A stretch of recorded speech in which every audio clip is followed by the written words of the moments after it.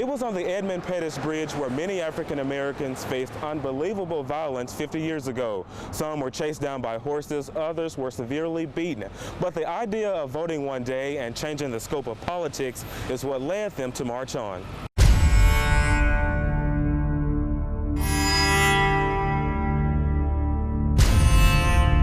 A part of the historic Civil Rights Act passed in 1964 gave African Americans a right they desperately wanted, a chance to vote.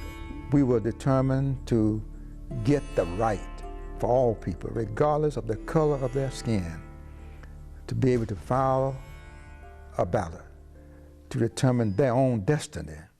Selma native and civil rights activist Dr. Frederick D. Reese was a big advocate for African American voting rights. During the 1960s, Reese was the head of the Dallas County Voters League. The civil rights leader was no stranger to opposition. Here, Reese is seen with Dallas County Sheriff Jim Clark with a billy club shoved in his stomach. And if you think you had it rough in Birmingham with Bull Connor, you never met Sheriff Jim Clark. Civil rights historian Kenneth Mullinox. Mr. Clark had no qualms about beating up old women, pastors, children who dared to register to vote. Despite the obstacles, the group's determination to register to vote never faded away. The number of blacks in Dallas County really outnumber the number of whites in Dallas County.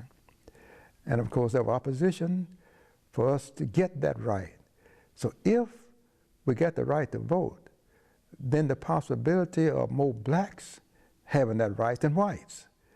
And therefore, efforts were made to make sure that blacks would not be allowed to get that registration to vote. But as the leader, Reese says they needed outside help. I signed the official invitation inviting Dr. King to come to Selma to further assist us.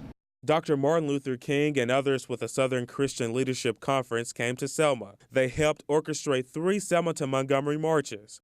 The first march was inspired by the death of civil rights activist Jimmy Lee Jackson, who was killed by an Alabama state trooper.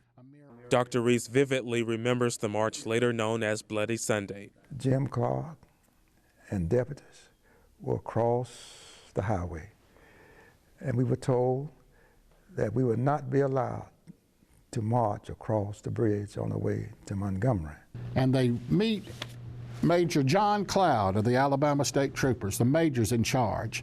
And Major says, you must disperse. You must turn around and go back. We had already decided that we would not be turned unless we were turned. The leaders on the front line kneeled down to pray. They dropped on their knees to pray. And when they dropped on their knees to pray, all hell broke loose. Then literally went down the line of marchers, toppling us over. Yes, I saw blood flowing.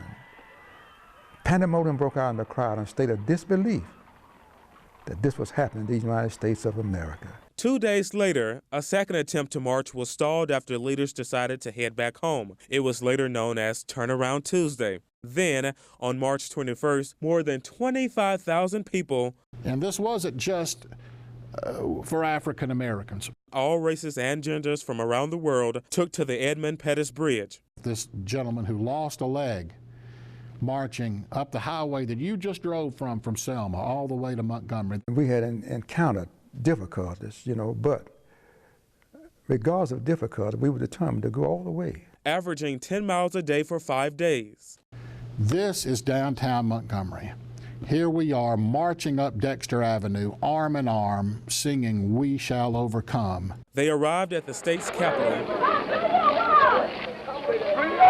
the same place Dr. King delivered a speech entitled, "How Long, Not Long." How long, not long.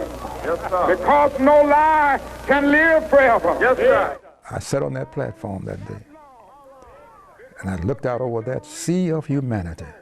It's a great feeling of great triumph and victory. And Dr. King made that speech that day.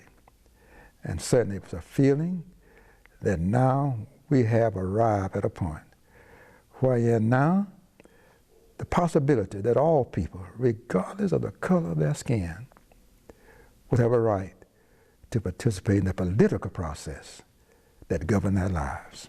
Glory, hallelujah. Glory, hallelujah. Glory, hallelujah. Glory, hallelujah.